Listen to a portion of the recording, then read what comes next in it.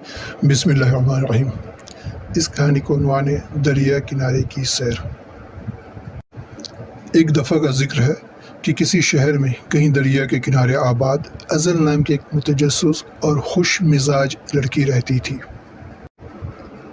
ازل کی آنکھیں چمکدار تھی جو روشن دن کی آسمان کی طرح چمکتی تھی، اور جب بھی وہ ادھر ادھر بھاگتی تھی تو اس کے ریشمی گھنے بال ہوا میں لہراتے تھے۔ ایک دن ازل کے والد صوفے پر بیٹھ کر کتاب پڑھ رہے تھے۔ انہوں نے محسوس کیا کہ موسم کافی اچھا اور خوشگوار ہے، اور پھر انہوں نے فیصلہ کیا کہ یہ خاص مہم جوئی کا وقت ہے۔ انہوں نے ازل کو آواز دیا، ازل یہاں آؤ۔ ازل اپنے بابا جان کی آواز سنتے ہی دوڑتی بھاگتی آئی، اور کیوں نہیں آتی، آخر وہ اپنے بابا جان کی جان تھی اور اس کے بابا جان اس کی جان تھے۔ اس کے بابا جان اسے اپنی گڑیوں سے، کھلونوں سے، یہاں تک کہ اپنی چاکلیٹ سے بھی کہیں زیادہ عزیز تھے۔ اس نے کہا، کیا بات ہے بابا جان؟ ازل، انہوں نے کہا، کیسا رہے گا کہ آج ہم دریا کے کنارے تفریح کے لیے سفر پر جائیں؟ ازل کی آنکھیں جوش سے چمک اٹھی۔ اس نے جادوئی دریا کے کنارے کے بارے میں کہانیاں سنی تھی، جہاں کا پانی بالکل صاف اور ہیرو کی طرح چمکتا تھا۔ ایک لمحہ ضائع کیے بغیر اس نے تازہ پھلوں، لیموں پانی اور سموسے سے بھرا ہوا اپنا چھوٹا سا بستہ پکڑا اور اپنے والد کے پاس گئی۔ ازل اور اس کے والد نے قریبی دریا کی طرف چلنا شروع کیا۔ جوں جوں وہ ایک ساتھ ہاتھ پکڑ کر چل رہے تھے، ازل کا جوش ہر قدم کے ساتھ بڑھتا گیا۔ سورج آسمان میں چمکتا ہوا زمین کی تزئین پر ایک گرم سنہری چمک ڈال رہا تھا۔ اس دوران ازل کے والد نے دریا کے کنارے اپنی تفریحات کے بارے میں کہانیاں بانٹی کہ جب وہ چھوٹے تھے انہوں نے پتوں کی ہلکی ہلکی ہلچل، بہتے ہوئے پانی کی پرسکون آواز اور دریا کے کنارے لگے پھولوں کے متحرک رنگوں کے بارے میں بات کی۔ آخر کچھ دیر چلنے کے بعد وہ لوگ بس اڈہ پہنچ گئے، جہاں سے انہیں بس میں بیٹھ کر آگے کا سفر طے کرنا تھا۔ پھر وہ لوگ بس میں بیٹھ کر اور آپس میں باتیں کرتے کرتے سفر طے کر رہے تھے۔ پھر جب وہ لوگ دریا کے قریبی بس اڈہ پہنچے تو وہاں سے وہ لوگ تھوڑی دور پیدل چلنے کے بعد اپنی منزل پر پہنچ گئے۔ جب وہ لوگ دریا کے کنارے پہنچے، ازل کی آنکھیں حیرت سے چکا چوندھ ہو گئی۔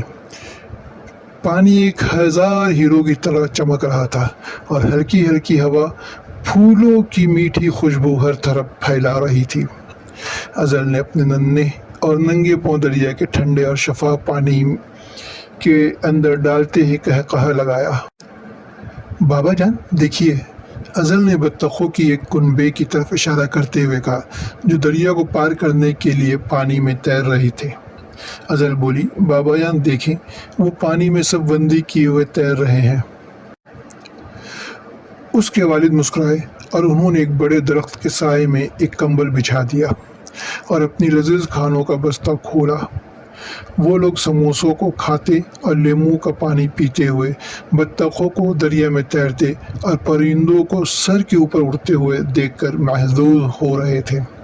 ازل ایک شرارتی گلہری کو دیکھ کر، جو کہ اس کے ہاتھوں کے سیب پر نظر جمائے ہوئے تھا، کھلکھلا کر ہنس رہی تھی۔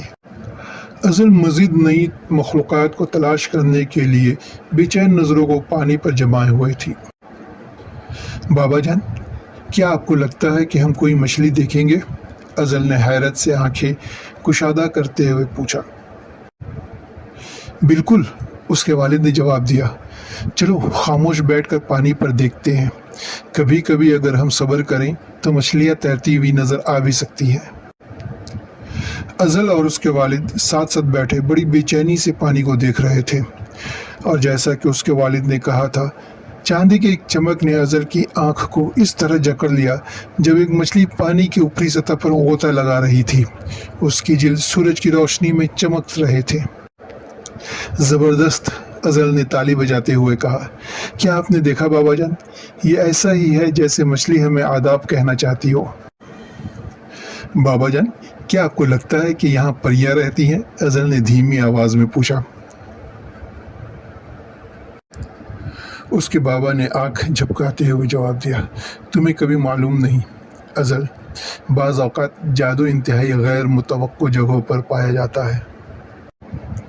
जैसे जैसे दिन गुजरता गया, अज़ल और उसके वालिद ने मिलकर दरिया के किनारे का जायज़ा लिया। उन्होंने छोटे रंग बिरंगे कंकरों को दरियाफ्त किया, जंगली फूलों के दरमियान तितलियों को उड़ते और फड़फड़ाते देखा, और यहाँ तक कि एक खूबसूरत हंस को पानी पर खूबसूरती से धीरे धीरे तैरते हुए देखा, मानो वो पानी पे बह रहा हो। अज़ल का दिल खुशी से भर गया और उसे अपने इर्द गिर्द की कुदरती दुनिया से गहरा ताल्लुक़ महसूस होने लगा। जैसे ही सूरज उफ़क़ से नीचे डूबने लगा, दरिया के किनारे पर नारंगी रंग की गर्म रंगत डालते हुए अज़ल और उसके वालिद एक बार फिर इकट्ठे बैठ गए।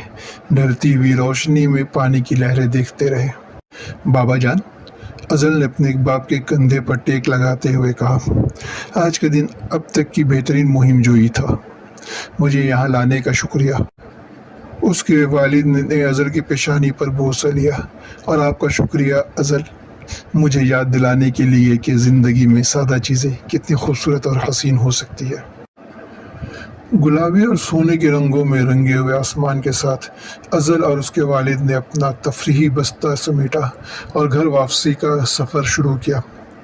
अज़ल का दिल उनके दरिया के किनारे सैर की यादों से भरा हुआ था, और वो जानती थी कि वो उस दिन का याद हमेशा के लिए अपने साथ ले जाएगी।